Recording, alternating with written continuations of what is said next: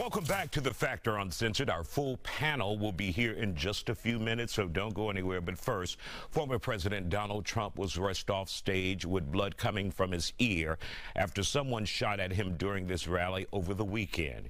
Here with us now here on The Factor Uncensored to talk about the medical aspect of this threat is emergency Dr. Abdullah Kudrat. Glad to have you here on The Factor Uncensored. This former president is very lucky to be alive.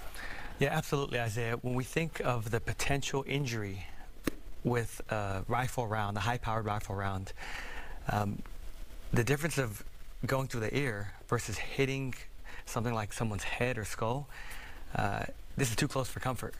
And we're talking about an AR-15, which would have done a lot of damage to him. What happens if a president is attacked like that? What's the next step medically? Well, you know, you have to, typically in these type of mass casualties, when there's a shooter, first they have to secure the scene. So there's an important interconnect between security services and medical services. Typically, medical services have to be very readily available and wait for the go-ahead when security can secure the scene and allow them to come in. And when you think about what this former president, Donald Trump, went through, and if it would have been just a couple of inches to a different angle, he probably wouldn't be here today. Or your thoughts as the medical expert? No, absolutely. When these rounds move, they carry a lot of momentum. So imagine a bullet going through a piece of paper, it'll pass right through. It'll damage that hole. But if a bullet hits a rock, it'll shatter it and destroy it because the momentum is transferred to the harder object. So this was a very dangerous and very close call.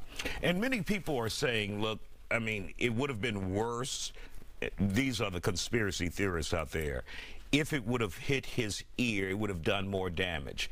But as an expert, your thoughts on? You know, bullet wounds are very unpredictable at times. I remember when I first trained as a resident doctor at the trauma center, first time I saw a bullet wound through soft tissue, I was like, that's it? It all depends on what it hits and the density of the tissue and the type of round. So when you're talking about an ear, it has enough momentum to go right through. So the idea that that is 100% true, that it would cause more damage, is not necessarily true, because it can pass through with enough momentum to just rip the tissue and come out the other end.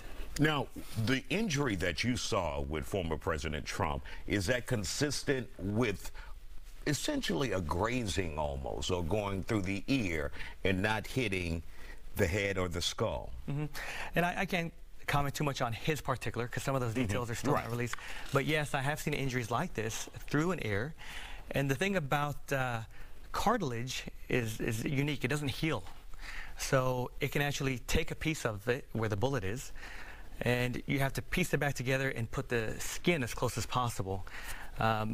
But that injury would be consistent with a bullet grazing an ear. All right, Dr. Abdullah Kudrat, thank you for joining us here on The Factor Uncensored.